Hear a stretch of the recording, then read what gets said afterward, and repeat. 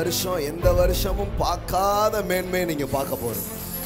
அனுபவிக்காத ஒரு நன்மை நீங்க அனுபவிக்க போறீங்க. ஆமென். இது ஒரு 2-3 பாயிண்ட் சொல்ற பிரசங்க கூட்டம் இல்ல. இது உங்க மேல ஆசீர்வாதத்தை ஊத்துகிற கூட்டம்.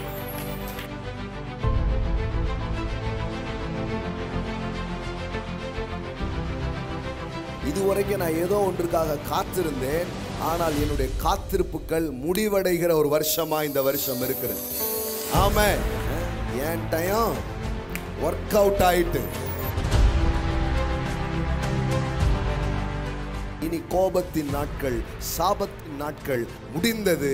இனி ஆசீர்வாதத்தின் நாட்கள்.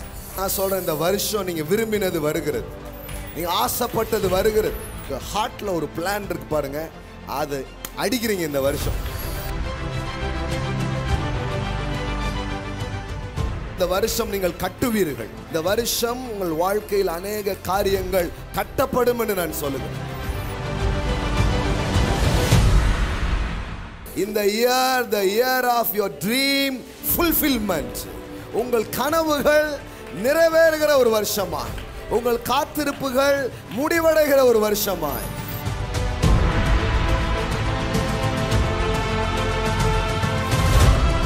சார், யார் உங்க கூட நிக்கலனாலும் உங்க கூட நிக்கிற ஒரு இயேசுவை இந்த காலையில் நான் பேசுகிறேன். இயேசு ஏன் நோய்களை ஏற்றுக்கொண்டார்னா, ஏன் இடத்துக்கு அவர் வந்ததின் நோக்கம் என்னன்னா, முதல்ல அவர் என்ன மாதிரியே குனிறாரு, ஆனா அவர் நிமிரும் போது அவளும் நிமிர்ந்தாள். நான் சொல்றேன், அவர் இறங்கினதே உங்களை தூக்குவதற்காகத்தான். இனிமே நீங்க செய்யறத கர்த்தர் ஆசீர்வதிச்சு பெருக பண்றது மட்டும் இல்ல, இதுக்கு முன்னாடி ஒரு இழப்பை பார்த்தீங்க பாருங்க, அதுக்கான நஷ்ட ஈடுகளை கூட கர்த்தர் உங்களுக்கு தருகிறவராய் அவர் இருக்கு. சொல்லுங்க, மீட்பின் வருஷம். The year of redemptions. உங்களுக்கு வர வேண்டிய பேமெண்ட், உங்களுக்கு வர வேண்டிய பணம் எங்கேயோ சிக்கி கிடக்குது. தேவன் சொல்றாரு, என்னுடையவர்களை மீட்கும் வருஷம் வந்தது. உன் ப்ராப்பர்ட்டி உன் கையில வரப்போகிறது, உன் நிலங்கள் உன் கையில வரப்போகிறது. ஆமென். உன் சொத்துக்கள் உன் கையில வரப்போகிறது.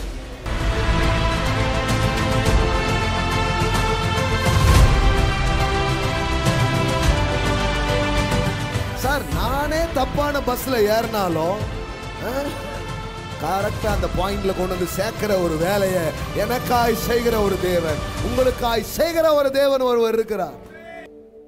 அதென்ன உங்கள்கிட்ட எப்பவுமே முடியாதுன்னே ஒரு சூழ்நிலை பிசாசு காட்டிட்டு இருக்கான். ஏன் காட்டுறான்னா, முடிய போகுதுன்னு அவனுக்கு தெரியும். கிராஜுவலா சிலருக்கு வளர்ச்சி நடக்கும், ஆனா சில பேருக்கு ரொம்ப நாளா நடக்காம இருக்கும். ஒரு நாள்ல அது மொத்தமா வந்து. It's a gradual growth. Some growth is a radical growth. விடுதலை தாமதித்தால் அற்புதம் அதிகரிக்கும்.